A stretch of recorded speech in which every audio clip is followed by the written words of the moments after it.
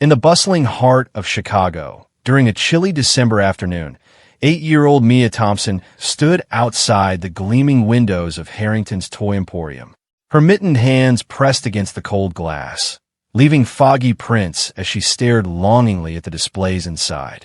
Towering shelves were lined with the latest wonders, remote-controlled drones that hovered like magic, elaborate dollhouses furnished with tiny chandeliers, plush animals with electronic hearts that beat and purred, and a massive train set chugging around a miniature cityscape complete with lights and sounds.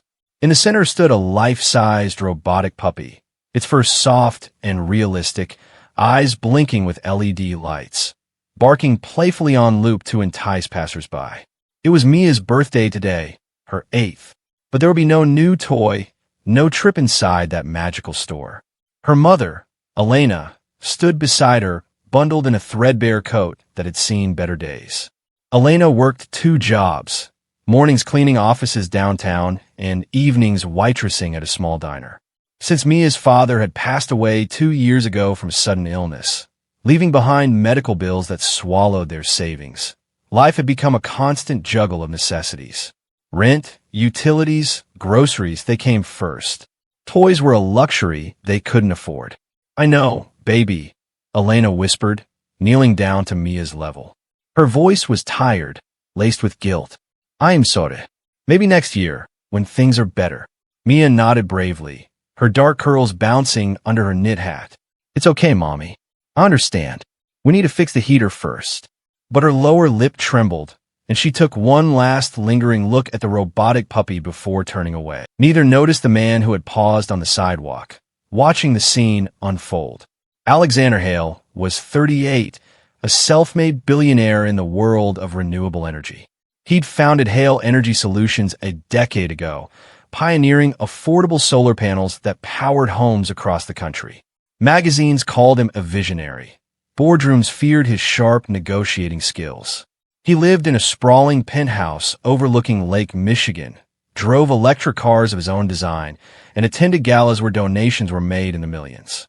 Today, he was heading to his company's holiday party, an extravagant affair with ice sculptures, live music, and gifts for employees' children that cost more than most families' monthly income. But as he overheard Mia's quiet words, "I won't have a toy for my birthday," something stirred in him. It wasn't pity exactly, it was recognition. He remembered his own childhood in a cramped apartment after his parents' divorce. Birthdays often passed unmarked, except for the year a kind stranger, a neighbor, had given him a second-hand model airplane.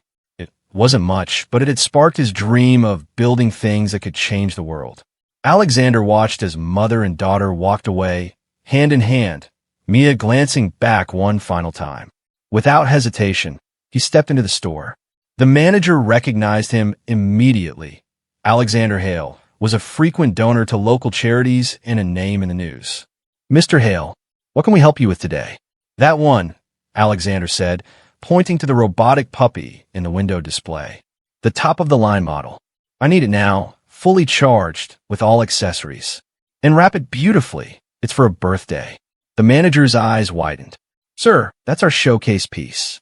It's $1,200, and we have only one in stock right now." Alexander slid his black card across the counter. "I'll cover it, and order another for the display, whatever the rush fee is." 10 minutes later, he emerged carrying a large, ribboned box. He spotted Elena and Mia a block ahead, moving slowly against the wind. "Excuse me," he called, jogging to catch up. "Please wait." Elena turned, instinctively pulling Mia behind her. Strangers in expensive wool coats approaching on the street set off alarms in her mind. Alexander stopped, breathless, holding up the box. "I'm sorry, I didn't mean to frighten you. I was at the toy store and overheard about the birthday." "This is for you," he said, looking down at Mia with a gentle smile. "Happy birthday." Mia's eyes grew wide as saucers. Elena started, stunned. We can't accept this. We don't know you. My name is Alexander Hale. It's not charity. Think of it as a gift from someone who knows how special birthdays should be." He knelt to Mia's level. "What's your name?" "Mia," she whispered shyly. "I'm 8 today." 8 is a fantastic age for adventures. This puppy needs a good home. His name is Sparky. He walks, barks, even learns tricks. Elena searched his face for ulterior motives, but found only sincerity. Why would you do this for strangers? Alexander paused, the wind tugging at his coat. Because when I was a kid, someone did something similar for me. It changed how I saw the world. I can't fix everything, but I can make sure one little girl has a birthday to remember. Tears welled in Elena's eyes. Mia looked up hopefully, and Elena nodded.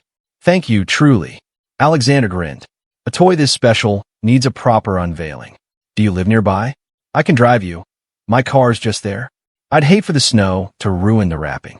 Hesitant, but trusting the warmth in his eyes, Elena agreed. Soon, they were in Alexander's luxurious SUV. Mia buckled safely in the back, clutching the box with wonder.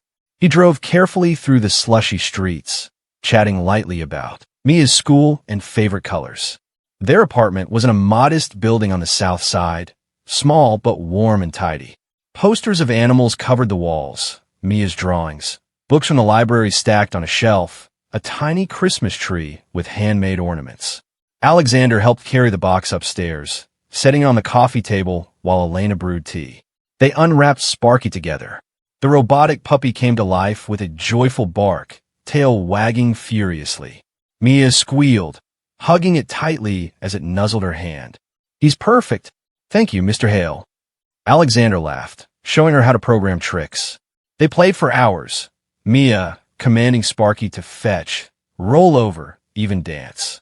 Elena watched, her exhaustion lifting for the first time in months. As evening fell, Alexander excused himself briefly to make a call. When he returned, they shared a simple dinner of macaroni and hot chocolate. Stories flowed.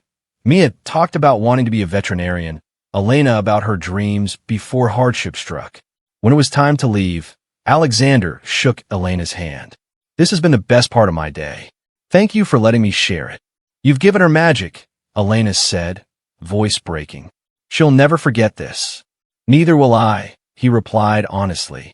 In his car, Alexander sat for a moment, thinking. Then he called his assistant. Sarah, I need discreet help with something personal. The next day, Elena got a call from her landlord. Rent paid for 2 years, anonymously, plus upgrades to the building's heating system. A week later, a job offer arrived from Hale Energy Solutions. Administrative role, good salary, flexible hours, full benefits. We reviewed your resume, it said, though she'd never applied. Months passed. A community fund appeared for families in need, covering medical bills and school supplies. Mia benefited directly. Elena thrived at her new job, eventually moving to supervisor. Mia excelled in school, her confidence blooming with Sparky always by her side. Alexander monitored quietly, ensuring anonymity. He didn't want thanks, he wanted impact. Years rolled on. Mia, now 18, graduated high school top of her class, accepted to veterinary college on a full scholarship from an anonymous donor. She volunteered at animal shelters, paying forward the kindness she'd received.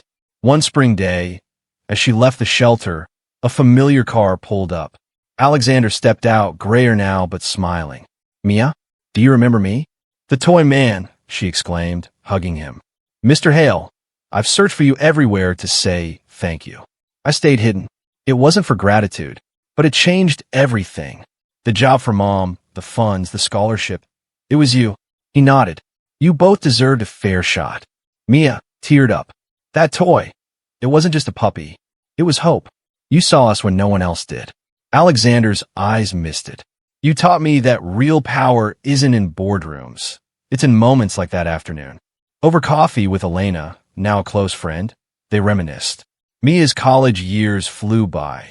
She became a vet, opening a low-cost clinic for underserved communities. At her clinic's grand opening, Alexander attended incognito at first, then revealed. In her speech, Mia said, one stranger saw a little girl's sadness outside a toy store and chose kindness. That ripple saved my family and inspired me to help others. True wealth is in the lives we lift. Alexander whispered to Elena, she saved me, too. Reminded me why we build empires. A simple forgotten toy had sparked a chain of compassion. proving that one act of seeing and caring could transform destinies. In a world of excess, the greatest gift was attention paid to those in need and the courage to act on it.